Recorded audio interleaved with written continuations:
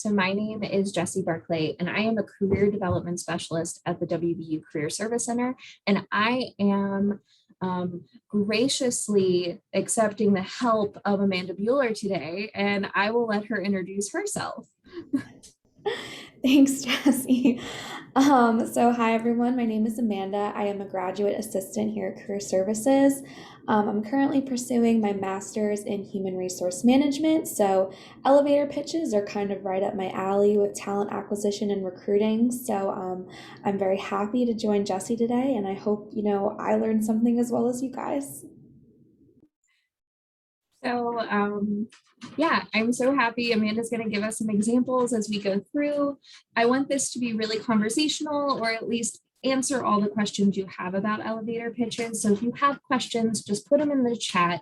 I'll either get to them when I see them during the presentation or at the end, but we want to make sure you get everything that you are coming for. So again, my name's Jessie. I've been a career development specialist for about 7 years now. Before that, I was a corporate recruiter, and I went to career fairs when I worked for General Motors and had students give me their elevator pitches. So what we're going to do today is we're going to basically show you the importance of an elevator pitch, talk about what it is, and really some good ideas of how to feel more comfortable talking about yourself. So that's kind of what we're going to go over. In the next slide, I did have my email. So if you wanted to kind of see this, this is what we can help with.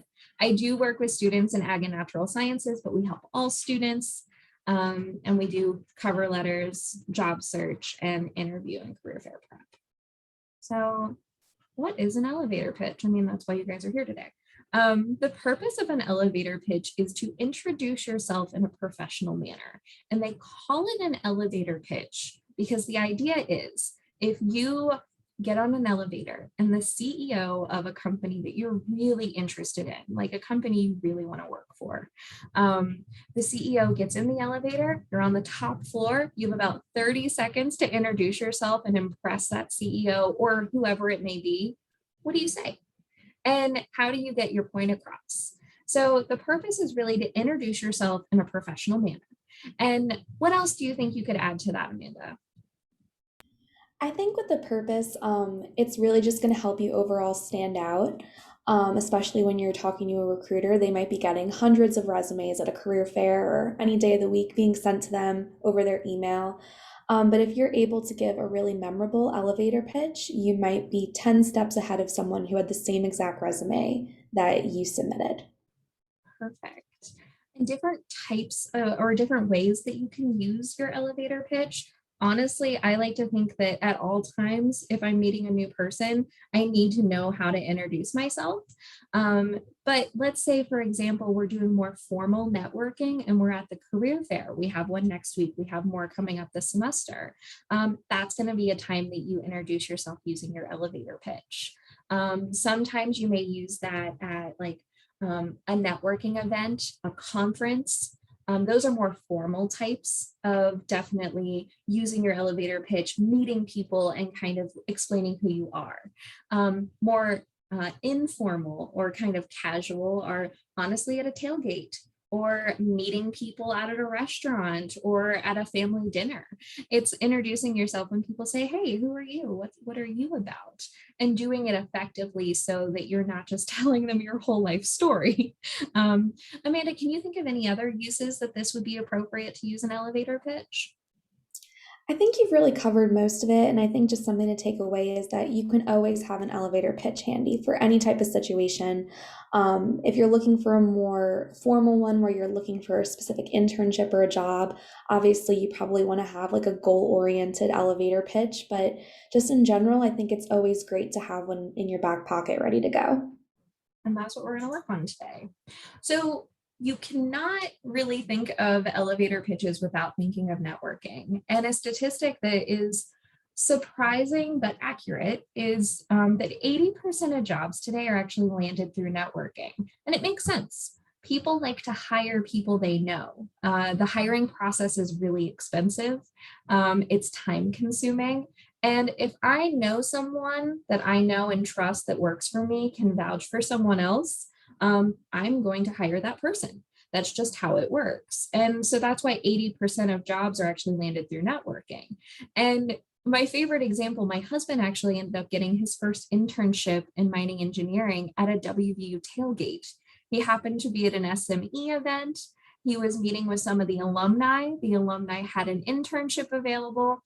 And my husband just blurted out his elevator pitch, told him his major, told him why he was interested in the company, what he wanted to do. And he had an internship the next day. So it's one of those things, just knowing yourself, knowing what you can give, and understanding your audience. That's really important. And I think Amanda has a similar story. Yeah, my first job, I actually got through networking with an elevator pitch. I was at like a community picnic. I think it was like a back to school event, and I was waiting in line for either like food or ice cream or something. And the manager of a grocery store was standing behind me, and he was kind of listening to me and my friends talk about how, we had no money and we needed to, try to afford to get cars and things like that at that time. So he kind of like interviewed us all on the spot, and we all gave our elevator pitches, and then that was my first job, working in a grocery store with all my friends. So you can get even first-time jobs networking and also those larger jobs or those internships, which I'm sure you guys are starting to think about.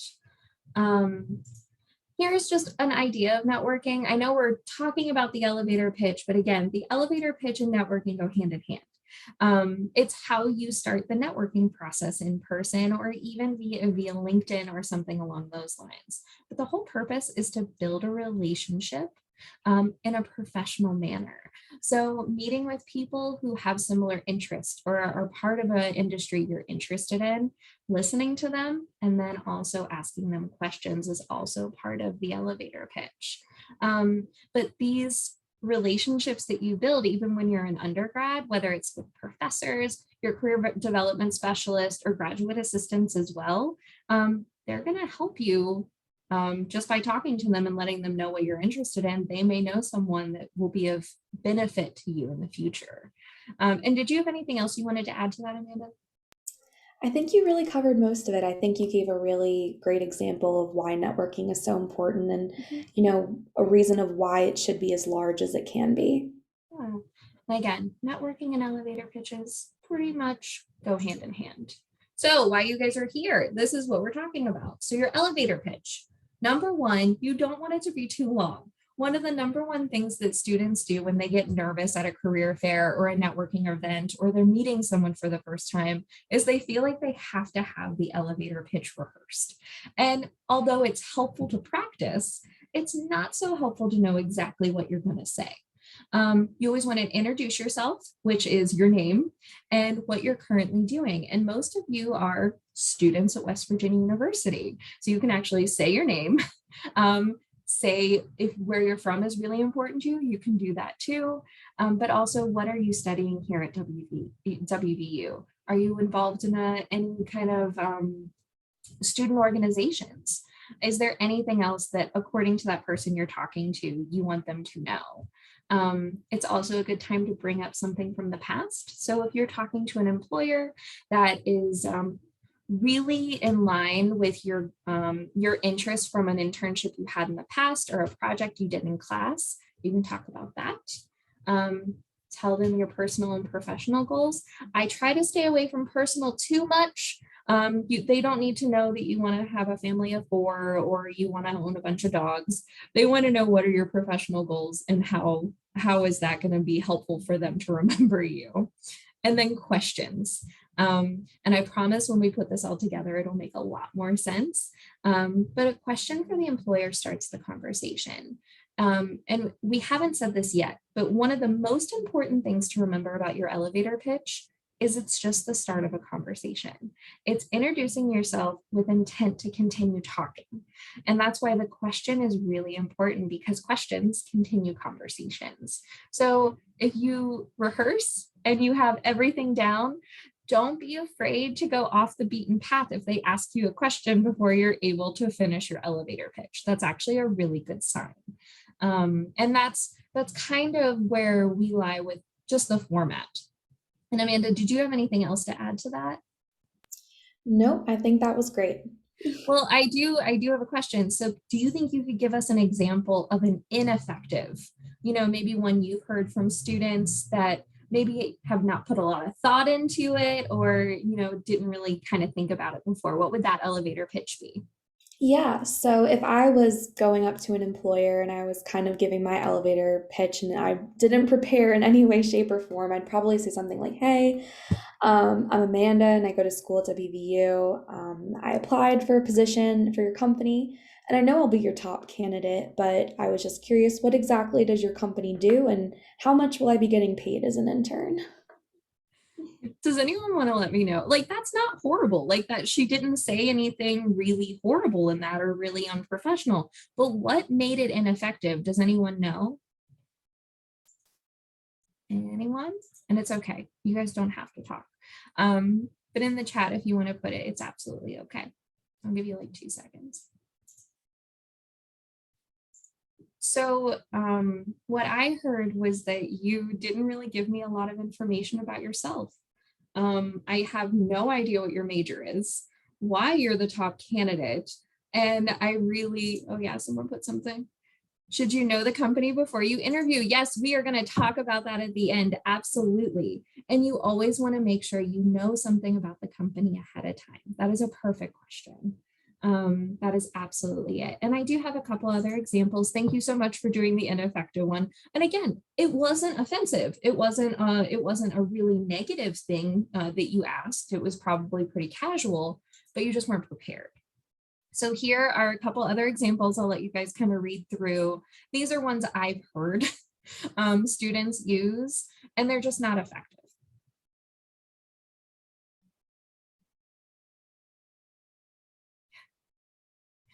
The first one always makes me laugh because they use the word awesomeness. And the second one, you don't really want to tell them that you're desperate for an internship to graduate. You really want to highlight why you're interested in that company. So we're going to talk about research. We're going to give you some really good insight on what to look for before a career fair or before a networking event. But before we do that, I want to talk about an effective elevator pitch. So Amanda, do you think you can give us an example, something that you would say if you were in the job hunt? For sure. So I'd probably start off with saying, "Hi, my name is Amanda, and I'm currently a master's degree candidate for the Human Resource Management program here at WVU. While in my program, I've strengthened my knowledge on labor laws, the onboarding process, the orientation process, internal and external investigations, diversity and inclusion, and data analytics." So after I'd probably go in and saying, after looking over your company's missions and values, I feel like I would be an ideal candidate for the summer HR intern position. And I was curious about what the next steps in the application process look like, and if you could give me some more details about that. Yeah, I love it. Do you guys want to tell me maybe something that was more effective? It was definitely longer, but what do you think was more effective about that particular elevator pitch?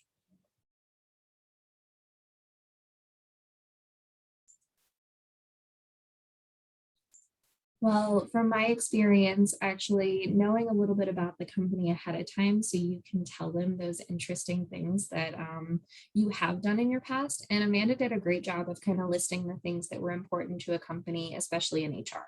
So that was really helpful. You asked a very engaging question at the end that could start the conversation. So the recruiter would have the opportunity to give you insight on how their application process works. That's the great part about a career fair is you're in front of a living, breathing human being. And so you can actually get responses from them in real time and usually get really good insight into what their application process looks like, as well as tips and tricks on how to get in and how to get recruiters to see you better. It's much easier than just sending your resume in and not knowing anyone. So here is another example of an effective resume or elevator pitch. And I can let you guys kind of read through that. And I'll give you guys a couple seconds to read through that.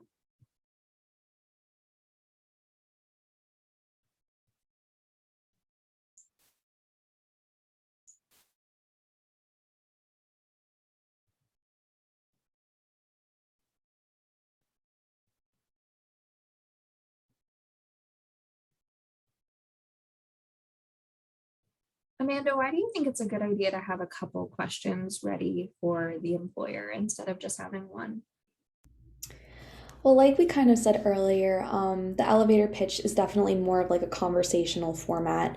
So if you're talking beforehand or you're just making casual conversation, they might already answer that question.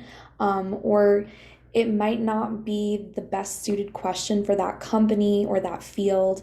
So I always like to have maybe 3 or 4 questions, always ready to go. And I feel like after you do the research on that company, you typically have like genuine questions about maybe their mission or current projects that they might be working on or how maybe that employer started there. So it's good to kind of cater your questions towards who you're talking to and what type of company you're talking to. Yeah, I know when I was a recruiter, I loved talking about my company. So when people said, "Why do you love working for this company?" I could talk forever, and it was really good insight for the student or whoever was talking to me about the job because I gave more info when I was happy to answer questions, and that's just how people are in general.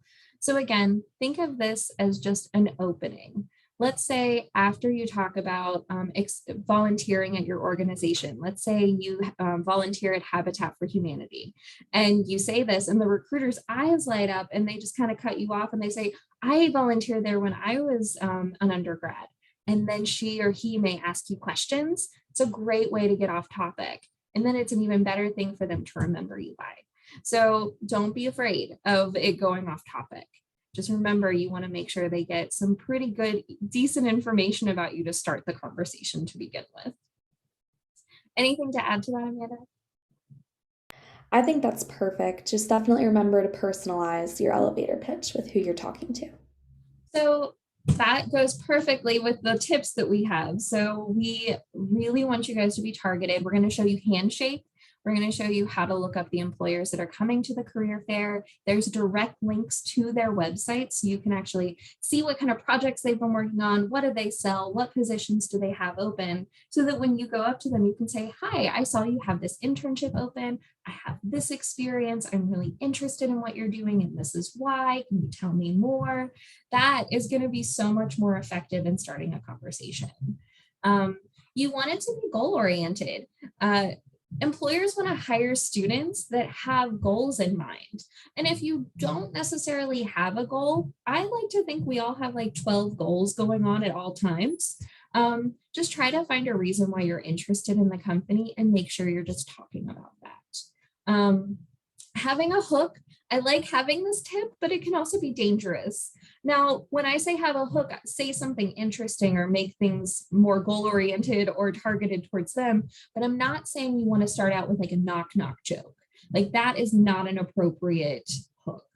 An appropriate hook is, doing your research and saying, "I saw that you're doing this amazing project in New York City. I'm really interested in it." That's a hook. That is going to pique their interest and it's going to let them know you did your research. So it'll be easier for them to have a conversation with you. Does that make sense to everyone? Could you give me thumbs up or something?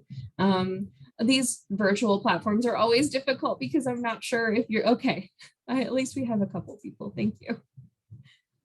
Anything else to add to these, Amanda? I think that's perfect. Okay, cool. Again, no longer than 30 to 60 seconds. I think we all at this point know when people start getting either bored or distracted, their eyes will look up. As soon as you see that, start wrapping up with a question. That's a pretty good indication that they've been talking to a lot of people, especially for the STEM career fair. There are tons of students that come to those, and those recruiters have lines and lines. So try to make sure you're not either taking up too much of their time, but you're just trying to have an engaging conversation. You want to be clear, try to use powerful language. By that, I mean, use language that's appropriate to the industry, talk about things in your classes, use the research you did to use that language as well. And don't be afraid to visualize things. You can always bring your resume with you so you can point out your experiences. Things like that do help. Anything else with this, Amanda? I think you covered most of it. I would just probably add in Like kind of how we've been saying this entire time, like do your research. Like take that 5 minutes, go on the company website, look at their LinkedIn profile. It will get you farther than a lot of other people. So something so small and something not super time consuming can really be beneficial to you. Mhm. And so here are the career fairs we have coming up this particular semester. Our first is next week, which is happening way faster than I expected. One thing for you guys to be aware of is most of the time we do have career fairs earlier on in the semester because employers are trying to actively hire and have most things done by December. The employers that come during this career fair are looking for both internship or interns and full-time positions, but it's usually for this upcoming summer or for after people graduate. So it's just something to keep in mind. You are welcome to go to every single career fair as long as you find employers that are interesting to you. It doesn't have to be by your major. So please do not worry about that. Yes, can we give you examples of what words are powerful? Exactly. So a great thing, so let's say you're an engineering major, you did your research on a company, and AutoCAD is a really important skill or experience that they're looking for an entry-level person. Talk about AutoCAD and your experience with AutoCAD. It doesn't have to be a powerful word. Think more powerful skills and experiences from your research. Does that make sense? And I'm happy to answer that question afterwards if you need further ones for your industry. I'm happy to help with that. The last thing we really want to show you is Handshake. Handshake is where we have all of our information on our career fairs. We do have profiles for all of you recruiters and employers that are coming, and it's a great place for you to keep track of who you want to speak with. There's also a really nice app that you can have on your phone that you can use while you're at the career fair, so you don't have to have everything written down or try to memorize it. You can actually just keep notes in Handshake, which is really so great. So I wanted to show you, let's make sure you can see my screen. Can everyone see my screen? Perfect. So this is what the student landing page looks like for Handshake. If you go to events,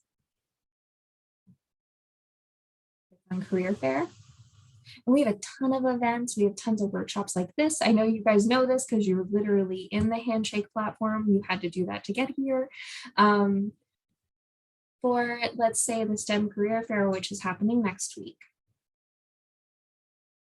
It's always a good idea to register, but you do not have to. The only time you do have to register for a career fair is if it's virtual, and we do have a virtual career fair coming up in October. For this, you can view all the employers. We have over 117 employers from all industries within STEM, not just engineering. I'm going to try to find one. Bowen's a great one. So here, if you want to just get some information on the employer, you can go to their page on Handshake. The employers put these together on Handshake. They're the ones that actually post the positions. Career Services doesn't. They do it on here so they can kind of control the information you're getting. But the helpful thing is you can just go directly to the website. And here, a lot of times you can get an idea of what it was that they've done, what projects they're currently doing. So if you're someone if you're a civil engineer and you're interested in construction, this is a great thing for you to know and be able to talk about. And really just talk about why you're interested. And if it's an internship, another question you can ask is, what kind of training do you have on the job for your interns? It's another really great question you can ask. Other than that, the other really cool feature is, let's say you are really interested in this particular company, you can follow them. And up here at the top, you can actually find all the employers that you're following, which is really helpful. So you can go through, take notes, and it's much easier to keep those things in track. And that honestly is all we really had to talk about today. Does anyone have any specific questions? After we get through questions, we're going to open it up for some practice if anyone wants to stay. And I will turn the recording off after that. Any questions or clarifications? Did anyone find something that they thought was helpful or interesting from this presentation? If you could put that in the chat, that would be helpful so that we can either make this better or know that we did an okay job explaining it, more of an assessment.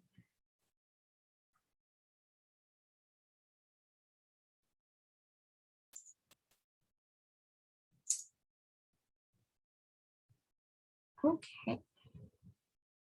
I will go ahead and stop the recording.